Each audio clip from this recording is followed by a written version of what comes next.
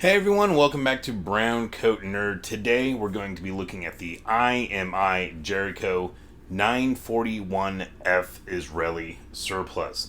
Real quick, I want to remind you guys that I do have an Instagram page. I do have some pictures I'm pretty proud of over there. Also have a Rumble, which is pretty much a mirror image of the YouTube account, but with a few extra things that I'm able to show you over there that I'm not able to show you on YouTube. Like changing out the trigger in the Yugoslavian M57. Alright, now that that is out of the way, today, this is a long overdue video. I picked up this handgun back in 2019, and I actually teased it a few times in some other videos, I believe, saying I was going to have a review of it out soon, and well, I never did. Real quick, the reason I didn't get a review out of this sooner is typically when I buy a surplus gun, I don't really have any issues to report back to you guys. I've gotten pretty lucky in that. This one I did have a few issues. Basically, I was getting stovepipes, so I changed out the extractor and the extractor spring, and then I went ahead and changed out the magazine spring and put in an extra power magazine spring. So now I went from 2 to 3 stovepipes a magazine to about 1 stovepipe every third magazine out of every 3 magazines. And I just kind of meant to tinker with it more, hopefully to completely resolve its issues and then bring you a video with everything all wrapped up into one. But I get sidetracked. I see other surplus I get interested in. I started collecting the Sentinels, so those kept me busy for quite a while. So I decided it was time to pull this out of the back of the gun safe, do a review, and possibly tinker with it some more. And if I remember, I'll ask you guys advice on some stuff here at the end. But real quick, like I said, this is Israeli surplus. It's either police or military. I'm not sure which one. And it was made by IMI, or Israeli Military Industries. And it looks like they were founded in 1933. And also, real quick, another reason I kind of postponed putting out a video. Just a few years ago, there wasn't a whole lot of information on this gun, as in like production dates and all that stuff. But recently, I checked just a few days ago, definitely a lot more information out there, so I decided to go ahead and throw this together. I will warn you guys, unfortunately, in this video, a lot of my information is coming from Wikipedia. That sometimes isn't always the best source for accurate information. So, just so you know, full disclosure. And like I said, IMI was founded in 1933. They started making the Jericho in 1990. This is basically, a lot of people will call it a CZ75 clone, and that's really not accurate. A clone is, a very close copy, and as you can see here, they've made lots of changes. It is most definitely based off the CZ75. No doubt about that. So basically, what IMI did is they actually went to Tanfolio of Italy, and they were already making copies of CZ75s and modifying them a little bit to kind of further evolve the platform. One thing in particular, now this is the newer slide lock, but there's an older slide lock that they use on the Jericho that's kind of like a little drop leg extended lever, and those were directly taken from the Tanfolio CZ75s. Now obviously as time went on, IMI did change it and modify it. So a lot of people think IMI took the CZ75 and did all these changes on their own.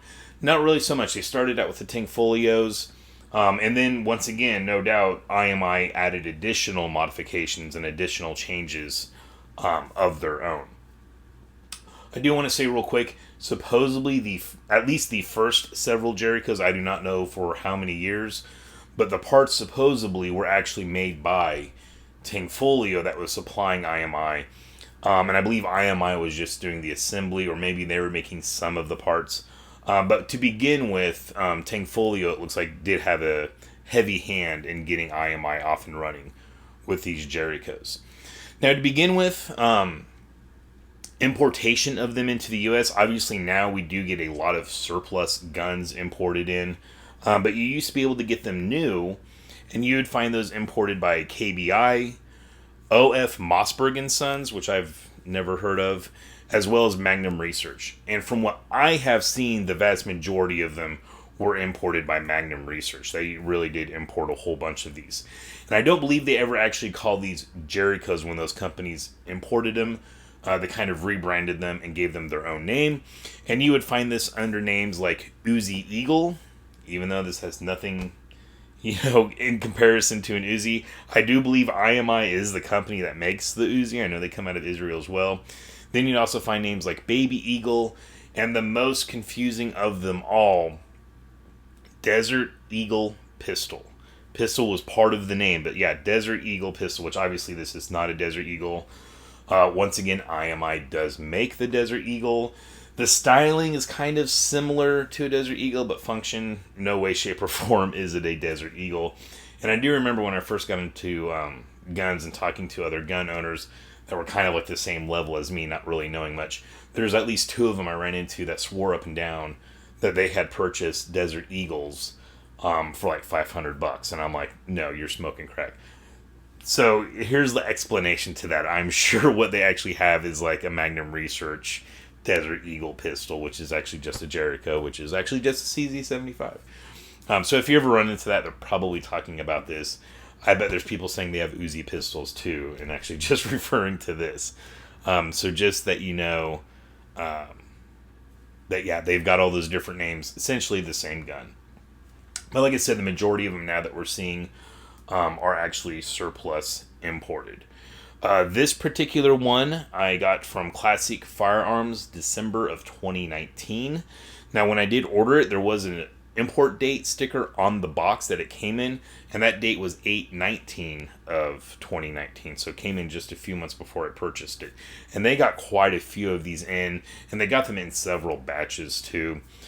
This one was rated in good condition, which I would have to agree with. Obviously, I do have those stovepiping issues, but I mean, there's really no way of knowing that that's coming. And back in 2019, I only paid $345 for this, which I am very happy with that price. Nowadays, for one that's all black like this, without a star on it, in good condition, you'll see those going for right around $550. So I definitely got a good deal there. Also, I do have the item number if you want to go to Classic's page and try to find the specific batch. This might assist you in that for whatever reason. But the item number is HG4825-G. I'm assuming the -G is just the grade level of good. Now, when Classic was getting these, as well as like everyone else at the time, you would typically see it in a black finish, as well as kind of a silver or satin finish. That finish wasn't really a polishing of the metal. It was a spray-on finish of some sort. So they do get dinged up and scratched quite a bit. Now, one of those in excellent condition, I think, looks absolutely beautiful.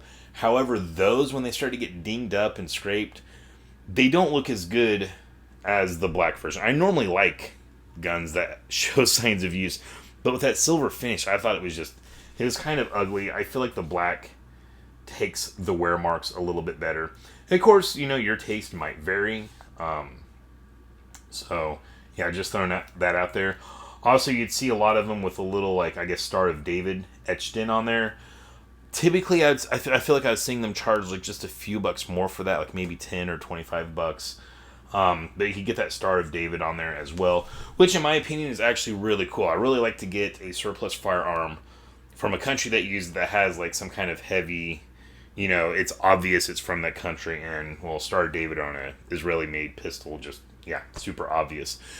My understanding is the ones that did have the star on them were specifically for police use. And if you have one without a star, like this one, it could have been police use, but it also could have been military use. I don't know really what the discrepancy is there, but it could be either or, supposedly, without the star. And then one last thing on those batches that were coming in, and I think you still see them too from time to time. A bunch of them had this little plastic cover that was screwed onto the front of the trigger guard. Some people were saying that had to do with some kind of holster retention system. Other people were saying if you have small hands like me, that it just made it a little bit easier for your trigger finger to have something rest on. I really have no clue what they were for. I'm happy this one did not come with it, because I would have felt obligated to leave it on there if it did, since it's all original. But really would have wanted to take it off. So I'm glad mine didn't come with it. So, yeah. And the reason I went without the star in this one, anytime you watch a video on the Jericho 941, there's one show that is going to come up, and this channel is not any different. This is a nerd gun channel, so it should not surprise you at all that I'm going to bring up the infamous Cowboy Bebop reference. For those of you that don't know, there is a older anime, which is Japanese cartoon show, called Cowboy Bebop. Basically, it's kind of like Space Bounty Hunters. I'm not really huge into animes, but that is one I absolutely love. And one of the interesting things about that show is they paid a lot of attention to the guns. So as long as they weren't using something futuristic, which most of the guns, I think, weren't, if any.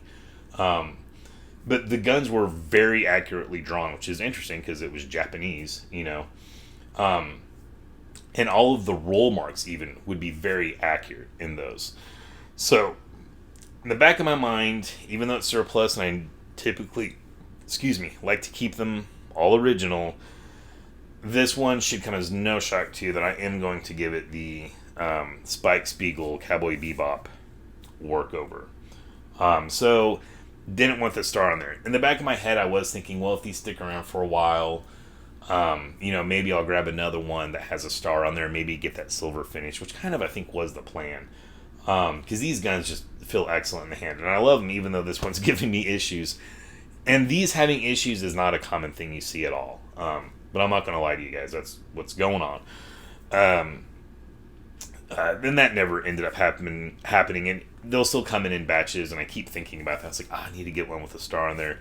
And like I said, I would like to get one with a silver finish, but one that's listed in very good shape, because like I said, they just look ugly to me when they're beat up. So going back to the gun real quick, originally, when IMI started making these would originally be shipped with 2 barrels. You'd get a 9mm barrel or 9mm Luger barrel, and a 41 AE or Action Express barrel. So you'd have those 2 cartridges to choose from. My understanding is it also did come with different magazines for the 2 cartridges, as well as a new recoil spring that was on a captive guide rod. Now the 41 AE, I've never shot one. From my understanding, it's very similar to 40 Smith & Wesson. I think they kind of came out at the same time. And 41 AE is just kind of faded away over the years. So as production went on in the Jericho, they stopped shipping them with the extra barrel and would only ship them with a 9mm barrel. Once again, also as time went on, they would also offer this in 40 Smith & Wesson and 45 ACP. I do not know if they offer either of those calibers now in the newer IWI production. So speaking of IWI, in 2005, IMI changed their name to IWI. So they went from Israeli Military Industries to Israeli Weapons Industries. As basically they offer the same lineup. As time would go on, they did make some changes to this. Like you will get them now with a rail on the dust cover, which obviously is good to have your options. To me, though, I think they just really mess up the beautiful lines of this gun. Now, you still got this slick-looking, very interesting-looking slide. But yeah, that rail underneath, I mean, I get it why they do it, but it just makes it ugly. And they also offer these with polymer bodies. I believe they have a compact and subcompact with barrel length and pistol grip length as well. Already told you when I got it. This one specifically is the F model. It has the frame-mounted safety. This is also single action only, so I can only put that safety on when the hammer is back. And I forgot to show you guys, but we are safety checked. Obviously, I always do that before I hit record. So yeah, Classic got a whole bunch of these. I also did get some double action, single action. I think mostly what I've been seeing coming in now is double action, single action. That's typically what they are. But like I said, they did make them in single action only. I also do believe they made them in double action only as well. And then you will also see single action only ones that were modified after they were sold. So they were originally double action, single action, then in Israel by Israeli gunsmiths would be converted into single action only. And the way to identify those apparently is they'll have an extra little hole drilled in here with a roll pin. In my understanding, that roll pin was to keep the trigger back and not from going all the way forward, since there is no longer a double action on it. Which one of those is better, like as far as trigger feel and smoothness, I have no clue. I've never handled one of the ones that were modified. I would assume they're pretty similar, if not a little bit better maybe. Since it's not done at the factory, maybe the gunsmith's got a little more time to work on it, might polish up some of the parts. But who knows? If you've got one, definitely leave a comment and let me know how that feels, if it's nice and smooth. This one's pretty nice. We'll get into the trigger puller here in a little bit. It does have a little bit of, I don't want to say grind, but we'll get to that in a second. Going over the gun real quick before I get too carried away. As you can see, they made a lot of changes over the CZ75. We have a full-length dust cover, which really adds a lot of girth to this. This is a steel frame, so it's got some weight. And then we have this additional weight of the full-length dust cover. It's got the inverted rails, like you would expect on any CZ75. And yes, I know CZ was not the first ones to do it. I think it was SIG. I know SIG did it before CZ. Maybe someone else did it before them. We have these wide serrations for cocking. We got a few serrations up on top here to help reduce glare. And then we have these 3-dot sights, which really are not bad at all compared to what I'm used to on surplus. As time would go on, they would change out these sights with kind of a longer wedged looking one, and I think some of them even had Teridium as well. These are not Teridium. We have a little bit of a small little section of serrations on the back, which is kind of interesting. It's not the full length, but just this little bit here. Then serrations on the front. Got some serrations on the front trigger guard there. Import mark on the bottom of the trigger guard. Thank you very much. CAI. Sometimes you'll see them on the bottom of the dust cover, and then sadly we'll put it on the side here. It just mucks up the beautiful look of these guns. And like I said, this one is an IMI. You will find all kinds of different marks on there. I can't remember if I mentioned, but these are going for around $550 right now, at least for the F model. If you come across one of the ones with the slide mounted safety, those tend to go for quite a bit more, and once again, that's going back to Cowboy Bebop. There's no other explanation as to why those go for so much more. Because I'm happy I got the frame-mounted safety one. If I had the option between getting the slide-mounted safety and the frame-mounted, and they were both the same price, and I was wanting to make my Cowboy Bebop pistol, even though this is inaccurate, I still would have gone for this. Because those slide-mounted ones, it's ambidextrous, and it takes up quite a bit of space here. And so a lot of people talk about how they use the safety lever kind of as the cocking piece, but to me, just thinking that's constant wear and tear on that slide lever, it's not really designed for that. I just feel like eventually it's going to break. So I'm happy I don't have that, in all honesty. Secondly, I don't want to pay the upcharge for it. Specifically the ones with the proper roll marks. People will get really specific, so I believe it's got to be an IMI, it's got to be from a certain year range, so all the roll marks match up with what is in the show. And a buddy of mine, he bought one or maybe two of these Jerichos the same time I got this, and like a year later he sent me a link to Gunbroker where they're selling one of the proper Cowboy Bebop versions, and the current bid when we saw it, I think was like around $1,200. And it was used. It was in excellent shape, but it was used. But it's just like, holy cow! And it's just because it's, those weeaboos, they drive up the price there. So advantages of having the frame mounted. Honestly, I think the controls are way better, and you're saving a lot of money on that as well. Netflix has come out recently with a live action version of the show. Did not get a lot well reception. Only lasted one season. Then it got canceled. That may have dropped the price down. I remember when I heard about that, I was like, cool, it's going to drive the price up even more. But yeah, a lot of people didn't like it. I personally actually really liked it. The first episode was a little but then like as each episode went on, I was like, oh, hell yes, this is perfect. So yeah, enough of that. Going back to my notes here, going back to the gun. The barrel is a 4.5-inch cold hammer forged barrel with polygonal rifling, which I thought was pretty awesome. I had no clue these had polygonal rifling until I picked this up. Now, some people say it's more accurate or the barrel will last longer. I don't know if there's any truth to that. I personally love polygonal rifling because it is so much easier to clean. It's just like one or two passes and that barrel is shiny, looking like new. You don't have to worry about carbon buildup getting down in those lands and grooves. So that's one thing I really like. Nice little bonus for me on that. One thing to point out, from 2005 to 2007, they did make these with standard rifling. I think that's all they offered at the time. So 2005, I already mentioned that, but I think they changed the name to IWI. And at the beginning of that, they switched the barrels. I would imagine it's a little bit of a cost-cutting measure, but it didn't last long. I don't know if they just got a lot of negative feedback, if people wanted those. But in 2007 was the last year they used the standard rifling and then went back to the polygonal rifling yet again. Another thing that was very common on these is this little lanyard loop. And if you look, it looks like that grip was just hacked in, like not a factory thing at all. And I don't think this was a factory option. I think just a ton of Israeli police and or military units wanted these lanyard loops. And I don't know if it was not offered as an option from the factory or if it was, but it was just stupid expensive. So I think they just replaced this mainspring housing pin with an extended one that you can put a ring on for your lanyard. This is how I got it. There wasn't actually any lanyard attached. Typically that's how you'll see them, with the ring, sometimes without the ring, just the nub sticking out. And all of them that I've seen, the grips looked hacked into. Like, I haven't seen a single one where it looked like it was factory installed. I'll see a few with them on the other side for left-handed shooters.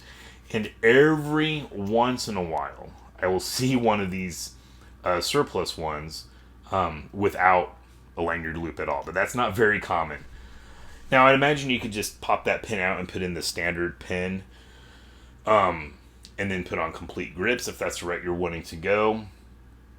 Another thing to point out, these grips, they do have different options.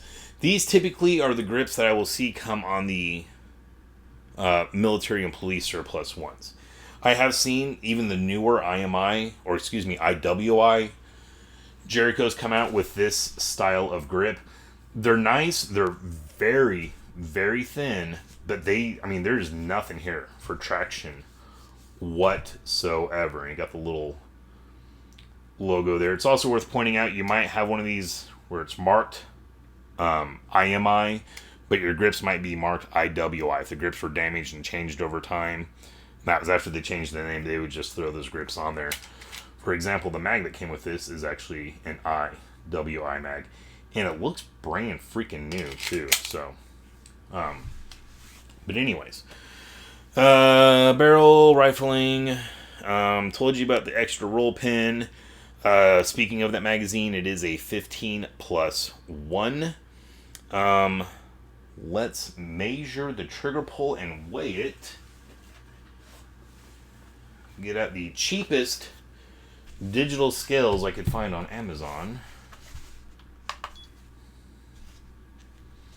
And so we are unloaded with an empty mag.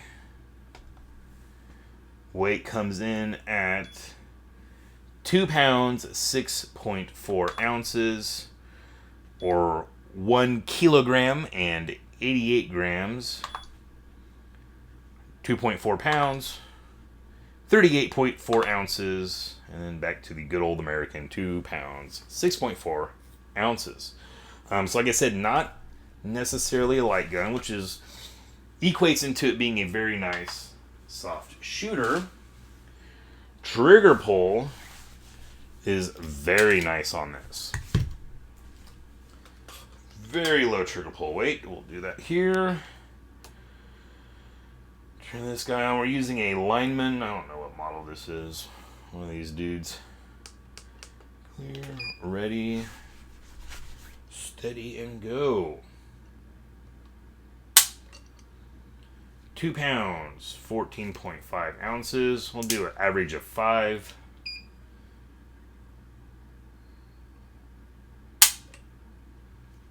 £3 pounds, 0.1 ounce.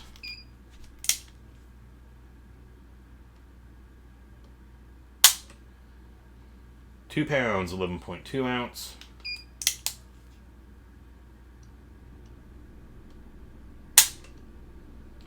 2 pounds, 9 ounce. And I think this is 5. 3 pounds, 0.4 ounces for an average of 2 pounds, 13.5 ounces. I cannot complain about that. It is a lovely trigger. Now, unfortunately, because it's such a lovely trigger, there is one little problem with it that becomes very obvious. And right here, it's got just a little bit of, I don't want to say grime. It feels like something that's brand new, and just, I feel like if I did this enough, it would smooth out. I'll put it up to the microphone, see if you guys can hear it.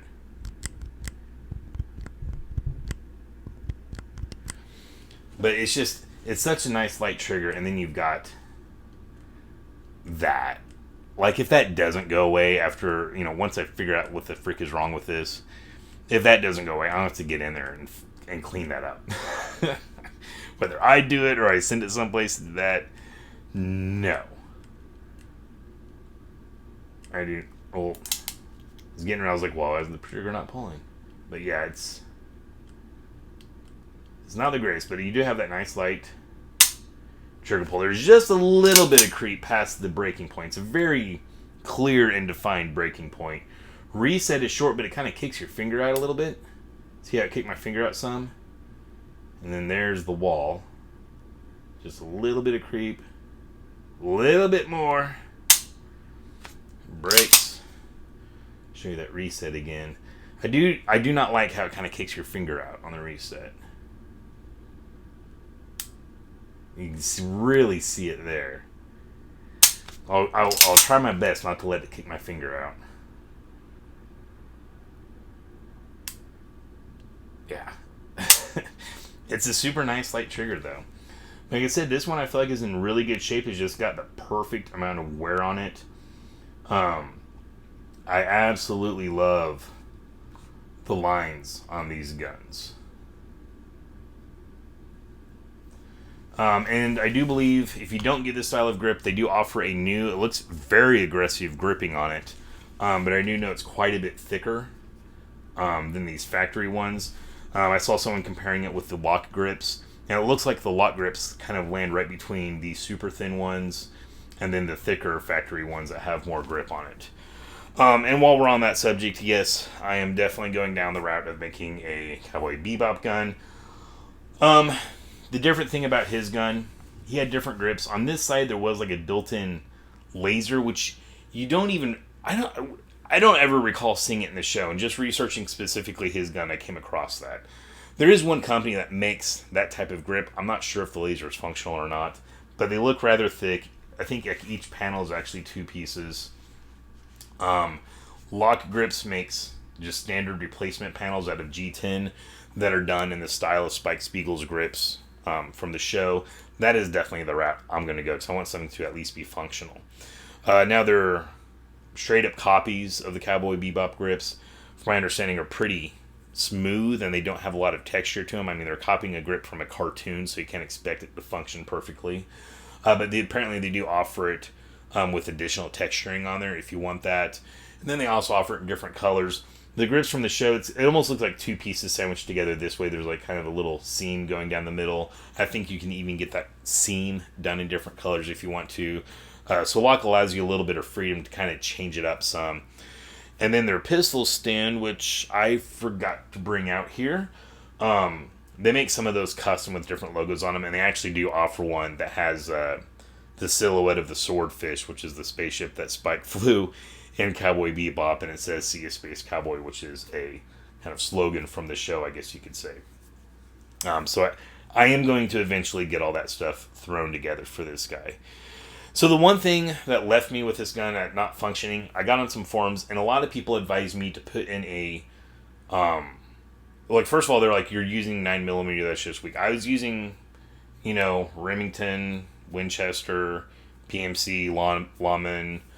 I even had some Hornadies that I ran through there, and it did not seem to be picky with the ammo that I was using as to whether it would jam. I was using 115 grain, I think 124 grain. Ammo didn't seem to affect it anyway.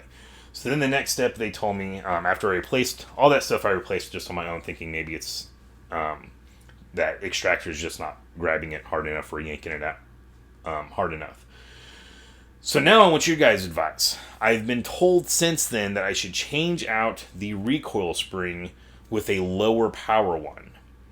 And I was getting ready to do that. This is a captive system, and I'll show you that here in a second. And I was beating the hell out of this thing, and I could not get the freaking pin to pop out to change out the springs. But then I started thinking, I don't know if that is my issue. I'm thinking I just need to replace the recoil spring in general. Because this thing, let me pull the hammer back. I am barely giving it any force to move that back. Like, seriously. And so now I'm wondering if the reason is not that the spring is too strong, because that just didn't make sense to me, that I needed to reduce the power of the spring with just standard ammo. So I am wondering if instead of changing it with a low power spring, I just need to change it out with a new spring. I'm wondering if the spring that's in there has just become too warm. Will that cause you stovepiping issues? That is my question. I'll show you the recoil spring. I've got to do this off camera because supposedly YouTube doesn't like to show you taking stuff apart. I personally have not gotten any strikes. I have gotten a few strikes, but I disagreed with them and sent them in for a new review, and they actually agreed with me on those. But just to play it safe. So here is our captive recoil spring. Got a little roll pin, little guy right there. Pop that out, remove this, and then you can change out your springs. I cannot get this freaking pin out. So I've even resorted to, you know what, I'm fine just buying the whole new freaking assembly. I want to get this gun up and running and find out if that is the issue. I cannot find the Jericho 941 recoil guide rod. I found new ones from IWI and supposedly, and those ones are not captive from everything I've seen. Once again, guys, this is open. I need input on this, so correct me if you hear me misspeak here. But from what I've seen, all of the newer Jerichos are not captive recoil springs, which I'm fine with not using a captive one. However, apparently, if you use one of those non-captive springs on the older Jerichos, that guide rod will stick out a little bit here. And you've heard me go on and on about how much I love the lines of this gun. I do not want a metal nubbin sticking out of here. I want it to look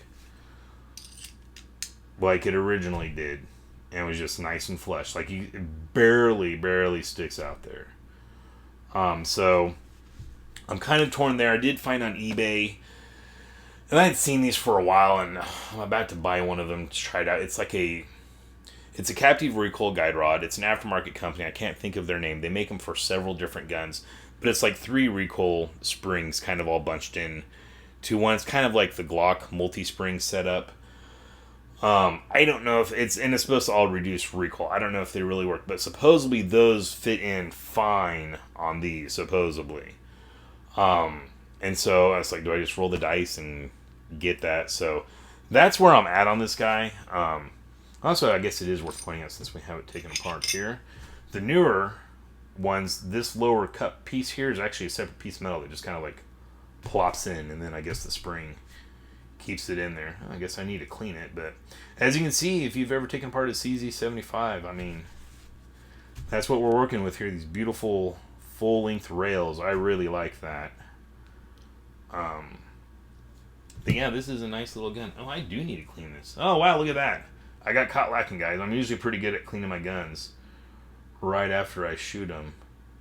Well, I'm really surprised at that. All right, so I guess what I'm doing after this video. But that is it, guys. That's all I've got to bring you. Let me wipe my fingers off on something.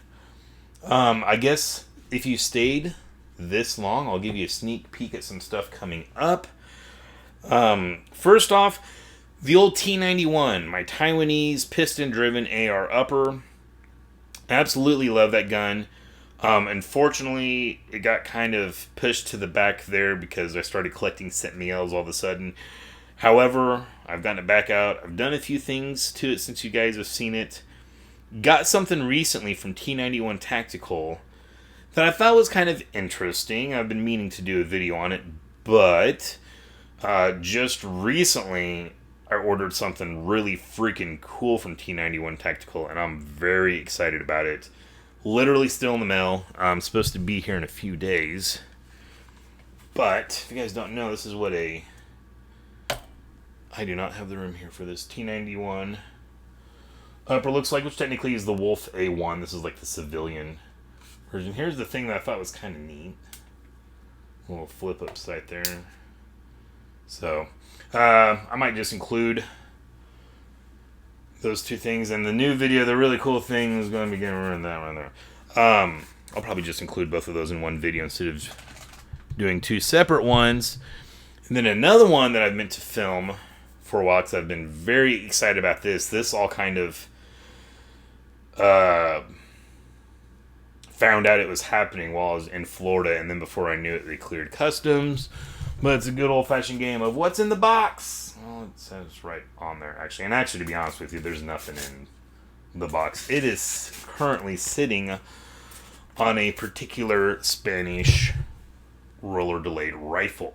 So, those will be some of the videos coming out soon. You guys will have that to look forward to. Please consider liking and subscribing. I'd really appreciate it. Ever since I turned off monetization, my view count has plummeted. Obviously, I'm not doing it for the money, but it's nice to see my videos get a lot of views. And me making $4 a month is not worth it for you guys to have to watch those commercials. Who knows, maybe someday I'll turn them back on. But yeah, once I turned it off, like, clearly you could see YouTube was pulling my videos up substantially less on people's suggested feeds. So give me a like. That will definitely help out. Subscribe. Obviously, that will help out. Just throw down a random comment. That also helps out. All right, guys. So that is it. That is my... Oh, I didn't put it back together here. My review. Everything's in camera here. There you go. Of the Israeli surplus Jericho 941F. Alright guys, thanks for watching. Ooh, get that in there. Stay safe and stay shiny.